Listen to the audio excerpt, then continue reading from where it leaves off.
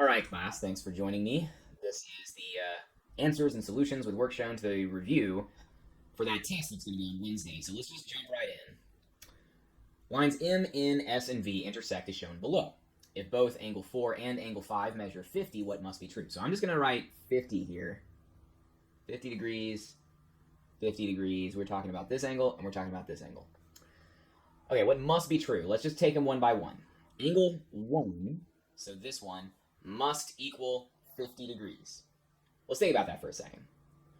If M and N were parallel lines, then one would equal 50 degrees because it would be an alternate exterior angle with angle 4, and those would be congruent. But the thing is, I don't see anywhere in this problem any indication that M and N are actually parallel to each other. I don't see any little like arrows or anything like that. I don't see where it says in the problem that they're parallel. So that's actually an assumption that we can't make. So I'm going to go with no, that can't be one of the correct answers. Okay, measure 2 is 50 degrees. Well, we can't assume that for the very same reason. If angle 1 is the alternate exterior to angle 4, angle 2 would represent the corresponding angle to angle 4, but they would only be congruent if these lines were parallel, and we don't know if they're parallel. So it must, like, we can't say that it must be true. It might be true, but I doubt it. Because even just looking at this, they look a little crooked, right?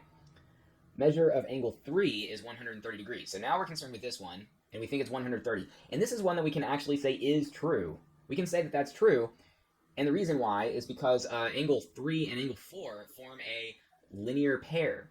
So the measure of angle 3 plus the measure of angle 4 must equal 180 because linear pairs are supplementary, right? We know what the measure of angle 4 is. It's going to be 50 degrees. So the measure of angle 3 plus 50 equals 180. We can subtract 50 from both sides, and we'll find that measure of angle 3 is equal to 130. So that one is definitely true. Now let's look at this one. I'll just put a little check mark here. S is parallel to V. So here's line S, and this is V. And even though the problem does not tell us that they're parallel, this is actually something that we can assume. We do actually know that this is true because angle 4 and angle 5 are alternate interior angles, and they happen to be congruent to each other. They're both measuring 50 degrees. And so by the converse of the converse rule for alternate interior angles, we know that if these are congruent, then these lines must be parallel to each other. So that one is true. M and N must be parallel.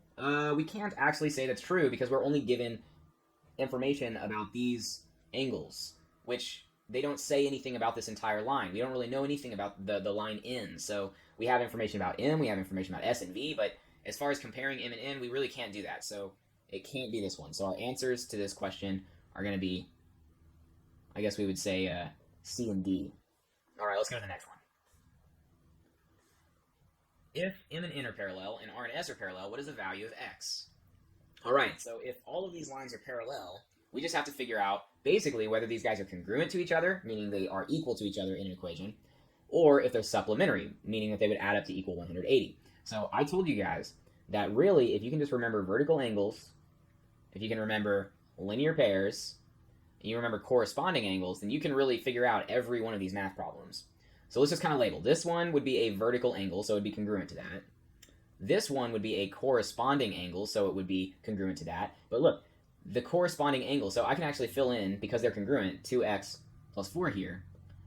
This angle and this angle, they form a linear pair together, right? So that means if I add both of these angles together, they're going to equal a straight line. They're going to equal 180 degrees because these angles are supplementary. So that's how we're going to solve this. I'm going to come over here to my black space, and I'm going to say that 2x plus 4 plus 6x is equal to 180 degrees. Then it's just a matter of some algebra 1. I got to combine like terms and then solve the equation. So 6x plus 2x is going to equal 8x. So 8x plus 4 is equal to 180. I can subtract 4 from both sides of this equation. So 8x is equal to 176. And then I have to divide both sides of this equation by 8, and I will get the value of x. So let's do that real quick. 176 divided by 8. 8 won't go into 1, but it'll go into 17 twice. So we've got 16 here. Let's do our subtraction. 1, we'll bring our 6 down. And it will go into 16 twice again, and that gives us no remainder. So x is equal to 22. That is going to be the answer to this question because that's what they were asking, the value of x. Let's go to the next one. The equations for three lines m, n, and p are given below. Based on the slope of lines m, n, and p, which geometric relationships between the given lines are true? So first, let's just identify our slopes. We've got 2/3, because of the, just as a refresher, this is y equals mx plus b, where m is the slope and b is the y-intercept. Okay, so the m value here is 2/3, so it's rise over run, 2/3. We've got 2/3 here, and we've got negative 3/2 right here. So let's just see what this means. M and n are parallel. Well, we know that that's true because their slopes are the same. If I were to draw this as a picture, each one of those lines would be going, let's see, -7 would be down here, and +5 would be somewhere up here. But each of these lines would be going up 2. So up 2 and then over 1, 2, 3. Both of them would be doing that, going up 2, over 3. And obviously this drawing is not to scale, but you can kind of tell that if you have the same slope, that means they are parallel to each other. So we can say definitively, yes, this is true. M and P are parallel to each other. Now P does not have the same slope. P has the negative reciprocal slope. So if we were down at -5, which would be right here, we would be going down by 3 and over by 2. So down 1, 2, and then 3, and then over by 2 would be somewhere around here. So if I were to draw this line, it would kind of like, be kind of like intersecting that one in this way. So it's definitely not parallel. We can get that off of our list. Okay, n is parallel to p. Now that's going to be not true for the exact same reason. If I were to extend this line further, it would be intersecting that line rather than running parallel to it. So we know that that's not true. M is perpendicular. Well, we already said that m is parallel to n, so it definitely can't be perpendicular to n. But we do know that p is perpendicular to both m and n, and the reason we know that is because perpendicular lines have opposite reciprocals. If we were to extend this, we know that these guys intersect each other at 90 degrees, because not only did we turn this into a negative, we also turned it into a reciprocal, flipped it upside down. So it is a opposite reciprocal. It is perpendicular. So here are our answers. This first one, and then the last two. Okay, next question. All right, Mr. Johnson lives 2 blocks west and 6 blocks north of BHS, and Miss Price lives 4 blocks east and 2 blocks north of BHS. Mr. Johnson's house, Miss Price's house, and BHS are displayed on the coordinate grid below. If Mr. Johnson and Miss Price want to meet at a point halfway on the straight line distance between their houses, what are the coordinates of their meeting place? All right, so we're interested in this house. We're interested in the halfway point between that house and this house. All right, we could try to eyeball it, but I don't think that's the best method. The method that we should use should be the midpoint formula. Let's find out where we are. So my house, according to this problem, is at -2, +6. There's my x1 and my y1, and Miss Price's house is going to be at +4, +2. There's my x2 and my y2. Now the formula that we're going to apply is going to be, we'll have an ordered pair. That's going to be what our answer is in the form of an ordered pair. It's going to be basically the average of the x values and then the average of the y values. So it's going to be x1 plus x2, doesn't matter which order, divided by 2. And, oops, wrote an x, I should have written a y. y1 plus y2 over 2. All right, so let's set this problem up and get it solved. The x1 is -2. The x2 is +4. So we're going to have that in our x-coordinate. The y1 is going to be 6. The y2 is going to be 2. So here, once we simplify this, we're going to have what our coordinates are. So let's do that. -2 plus 4 is 2, so we have 2 over 2, comma. 6 plus 2 is 8, so we've got 8 over 2. And then we just have to reduce these fractions. 2 over 2 is the same as 1. 8 over 2 is 4. So what we're saying is that the halfway point is going to be at the 1, 4 position right here. And that does actually look about halfway. So I can be fairly confident that this is the correct answer. Another way that you can kind of check is just kind of look at your slope. I'm going down 2 over 3 to this point, and then I'm going to do the same thing, down 2 over 3. So I've traveled the same distance to this point as I did to this point, so that means that we're halfway in between. All right, let's go. Mr. Johnson is leading a fundraiser to raise money for a class set of calculators. So far, he has collected $43.62 towards his goal of $330. Johnson uses the progress bar to chart the money collected for the fundraiser. What value value represents 1/4 the amount of money that Mr. Johnson has not yet collected. And it doesn't exactly say it very clearly, but we're interested at the number value that's going to be listed on this chart, okay? So we know that way out here we've got 330. Well, it's already labeled, so I don't know why I'm labeling it again. And we know that right here we've got 4362. So in order to find 1/4 of the amount of money that I've not yet collected, I need to figure out what the length of this entire white section is. And that is going to be the difference between 330 and 4362. So 330 minus 4362. That's going to be, let's see, we'll borrow over here. We'll just borrow all the way down the line. 2, 10, 9, 9. Oh, wait, that's not quite right. 9, 9, 10, there we go. 8, 3, 6, 8, 2. All right, that seems pretty good to me. 286.38. So we need to find 1/4 of that amount of money. So what we're going to do is we're going to take 286.38 and we're going to divide it by 4, which is the same as multiplying by 1/4, okay? 4 is not going to go into 2. So let's see, 4 will go into 28 7 times, so 28. We'll subtract here. We've got 638. Okay. 4 will go into 6 one time. We'll have a 4. This is where our decimal point's going to go because we're going to have to delve into our decimal point in this problem. 4 will go into 23 5 times. 4 will go into 38 9 times, and it looks like there's going to be a little bit left over.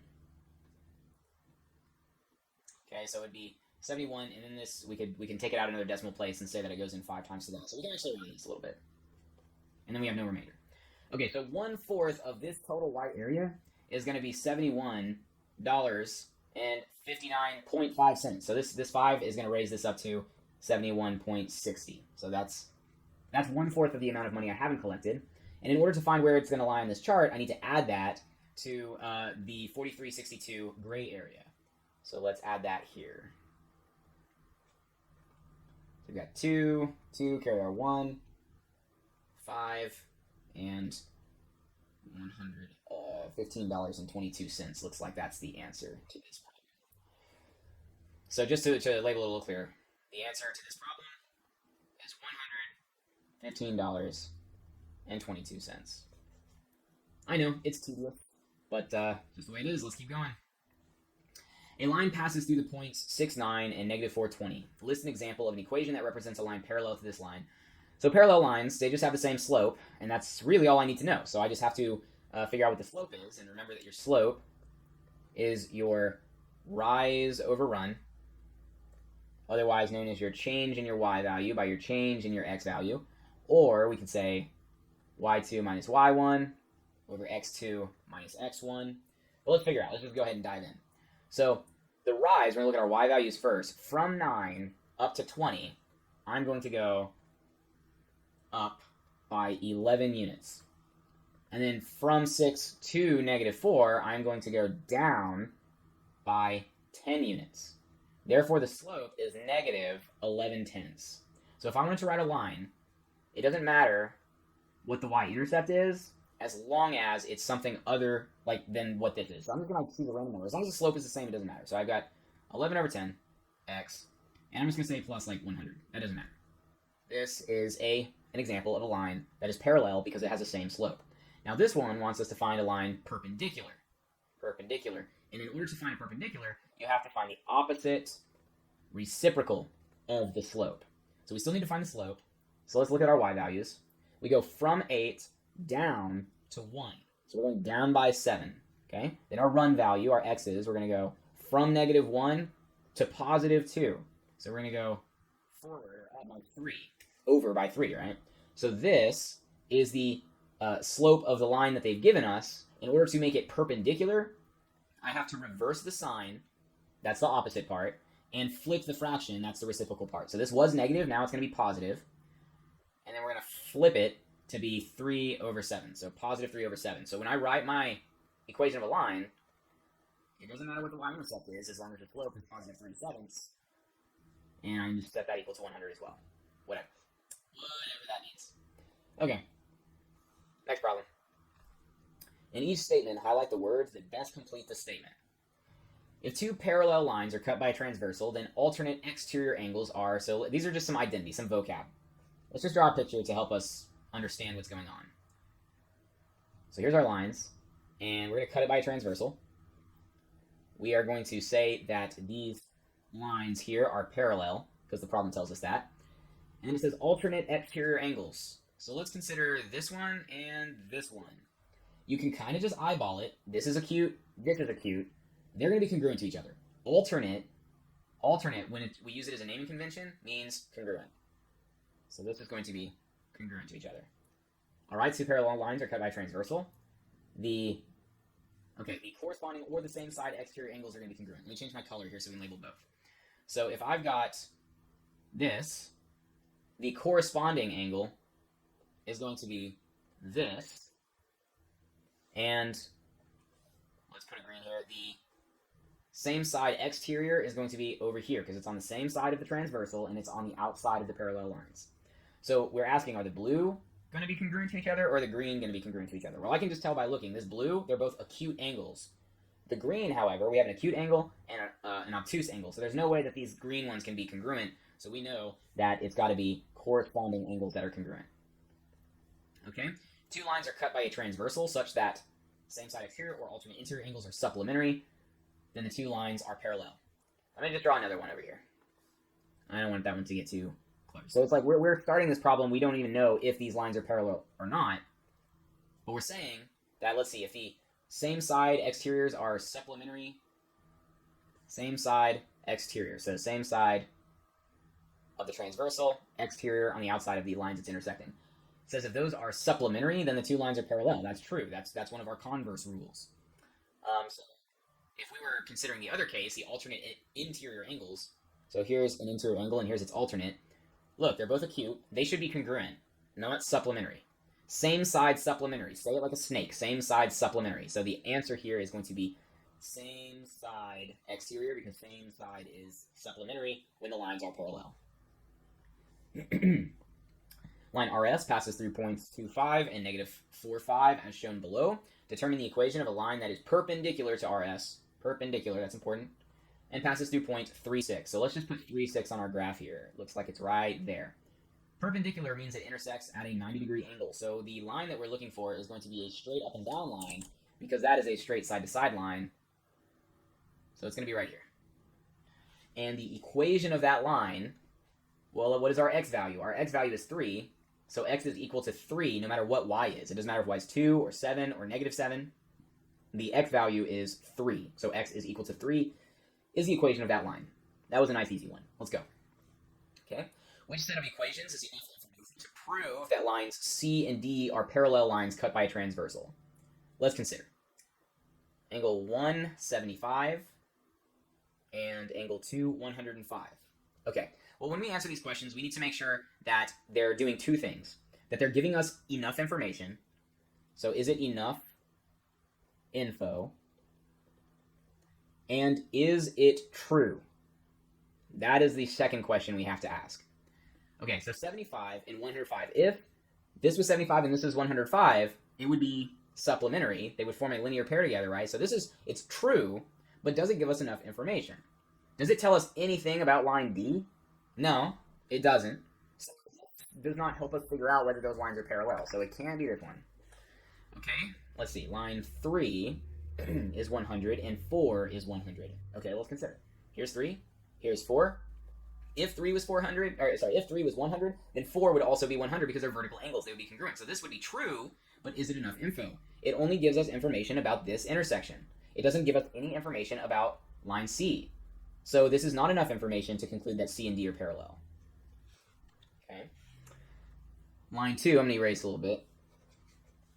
Or angle 2 is 95 degrees. So angle 2 is 95 degrees. And angle 4 is 95 degrees. Okay, now we're getting information. This is enough info. It covers both of the lines, C and D, along the transversal. So we have enough info. Let's see if it's true.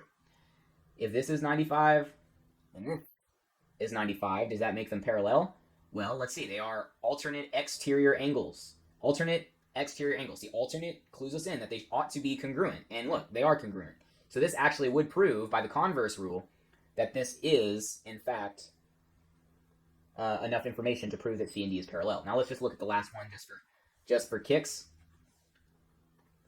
Angle 4 is 60, and angle 1 is 60. Okay, this gives us enough information because it has information on both lines C and D, but here's the thing. These are same side exteriors, and same side exteriors, same side supplementary. They should be supplementary, meaning they should add up to 180. 60 plus 60 is 120, not 180. So even though it does give us enough information, it is not true. Therefore, that cannot be the answer. The answer was C. They're the third response. Okay, the given line passes through points -3, 2 and 0, -3. What is the equation in point slope form of the line that is parallel to the given line and passes through the point 2, 2? Okay, so point slope form is y minus y1 equals mx minus x1. So we'll have y minus, this is the point, this is y1 and x1, so y minus 2 is equal to m, we got to figure out what that is in a second, minus 2. Okay, so it actually looks like all of them have that minus 2 thing correct. So what this question is really asking us is what is the slope of this line? So all we have to do is to find the slope, and we are looking for a line that is parallel, right? So parallel means it has to have the same slope. So we're going down by 1, 2, 3, 4, 5. So we're going -5, and we're going up by 1, 2, 3, +3. So we want to have -5 thirds as the slope. -5 thirds is right here. No one else has -5 thirds. This one must be the answer. Determine if sides AB and DC are parallel by finding the slope. So AB is this line right here, and DC is this line right here. So they might be parallel. They kind of look like they could be. We have to find the slope, and we have to see if they're the same. So from A to B, we're going down by 2, so our rise is -2. Our run is 1, 2, 3, 4, 5, 6, 7. So -2 over 7. If DC is parallel to AB, then it will also be going down by 2 and over by 7. 1, 2. 1, 2, 3, 4, 5, 6, 7. So if it were parallel, it would be going through that point there, but it's actually just slightly not parallel. This has a slope of, it looks like, let's see, 1, 2, 3, 4, 1, 2, 3, 1, 2, 3, 4, 5, 6, 7, 8. So it looks like it's -3, 8. So it's close, but no cigar. They are not parallel. The location of Mr. Johnson's house, the library, and the pub is shown on the map below. The new grocery store is being constructed midway between Mr. Johnson's house and the library at point -2, 3. So -2, 3 is right there. I'm going to go ahead and say that that's the grocery store. Based on the map, what will be the shortest distance to the nearest 10th from the new grocery store to the pub if each unit represents 1 kilometer? So I am interested in this grocery store to this pub to the nearest 10th. This is a distance formula problem. You can use either the distance formula or the Pythagorean theorem because they're pretty much the same thing. So if we were to set this up as a distance formula problem, we would have, let's see, this is -2, 3, as the problem tells us, and this is 5, 5. So if we set this up as a distance formula problem, it's going to be d is equal to the square root of 5 minus -2 squared plus 5 minus 3 squared. And we just plug that in to our calculators and solve it. If it was Pythagorean theorem, it would be pretty much the same thing. C squared, we just count it, basically. 1, 2, 3, 4, 5, 6, 7. So equals 7 squared plus 2 squared. But essentially this is the same math, as you'll see, because 5 minus -2 is 7. So it's 7 squared. Plus, and then 5 minus 3 is 2. So it becomes 2 squared. So for the Pythagorean theorem, and we'll have the distance formula. So let's see, this is going to be the square root of 7 squared is 49, and 2 squared is 4, so the square root of 49 plus 4, so the square root of 53, which I don't have a calculator on me right now, but you just type in the square root of 53 into your calculator, and that will be your answer, okay? And I think that's the last question on the review. Yeah, it is. So I know I went on for a long time. I'm just a little, relaxed right now, just taking it easy. You guys should be taking it easy too, and I hope that you study this review and get a great grade on the test. Have a good one.